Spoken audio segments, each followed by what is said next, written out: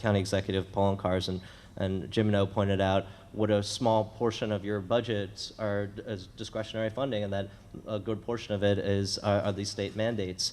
What can we do as a state to untie your hands and alleviate some of the problems that you face? Well, let me just say that, you know, when you talk about state unfunded mandates, it's a term of art. And really for municipalities and cities, when we talk about unfunded mandates, what we really mean is policies that Albany is dictating but not paying for. So one way we could consider is pensions, because we don't have any control over pensions. We don't set the contribution level. We don't set how old people are when they retire. We don't set any of that, yet we get the bill from the comptroller's office. Part of what first we need is to recognize that we have a burgeoning problem, and then say we don't want our cities to become Detroit or Stockton or San Bernardino.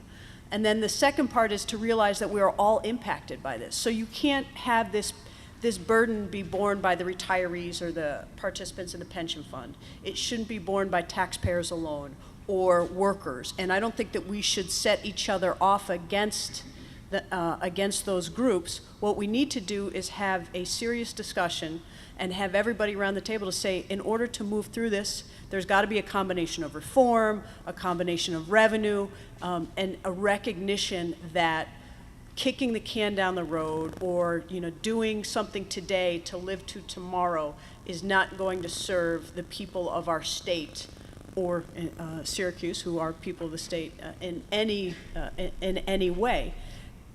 Part of when you look at what has happened in Detroit and again Stockton and San Bernardino and the places, the cities, just that list just keeps growing. But part of what they all share is that they engaged in, sometimes in Detroit's case, 40 years of kicking the can down the road.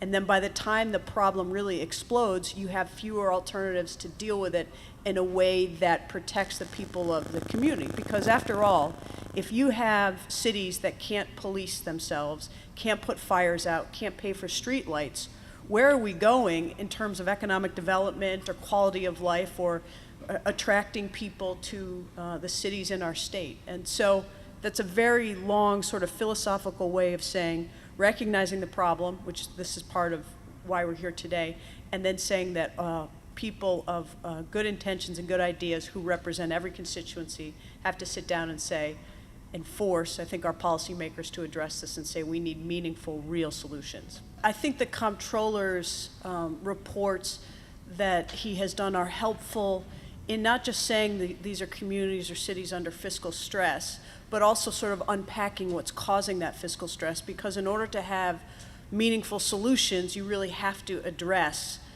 what's causing those drivers. And so I think that that is helpful. So particularly in the sort of 30-second soundbite world where it's easy to be dismissive and say, oh, it's just poor management, they're bad leaders, or they're tax and spend Democrats and they can't make any tough choices. And I agree about the taxing levels and consolidation and shared services. And in Syracuse, we've been working very closely with our county to do shared services and other initiatives and innovation. But part of that can also be somewhat of a canard too, because my largest cost drivers in the city of Syracuse is my police department and my fire department. We have the only professional fire department in the county. We have the largest, most sophisticated police department in the county. Who am I going to consolidate that with?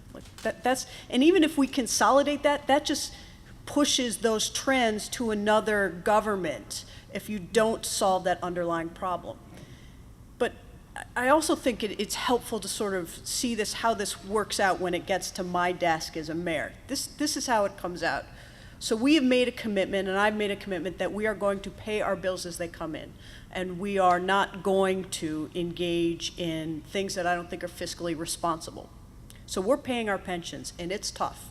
And it is growing exponentially, and our revenues, as I've said, have stayed flat and actually have declined in many cases. So I've been working closely with the county executive.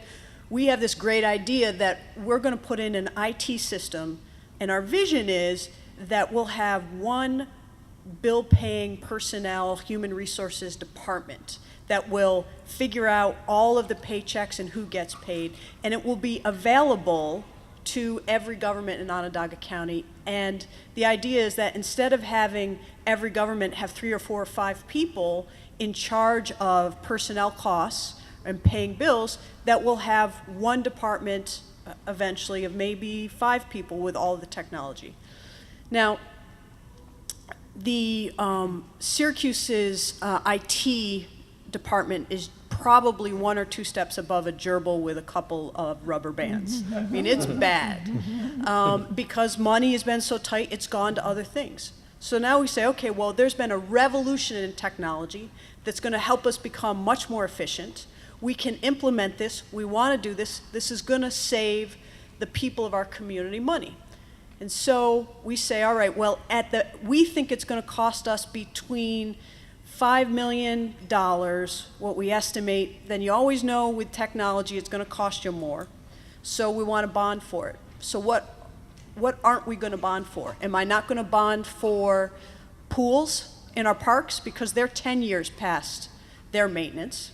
Am I not going to bond for police and fire cars for 2 or 3 years, because we're not spending $5 to $7 million a year on police and fire cars?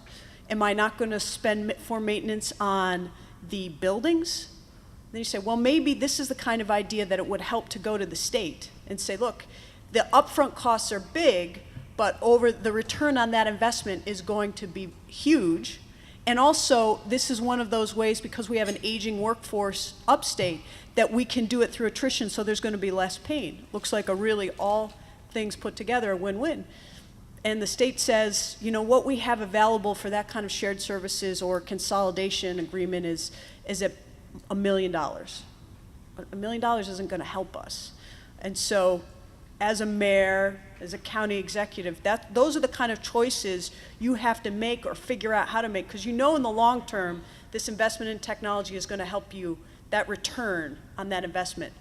But, you know, this famous economist said, in the long term, we're all dead. So I've got to be able to provide recreation for the young people in my city and open pools to keep themselves safe and in a healthy environment, and that's why people live in cities, so that they can have access to that.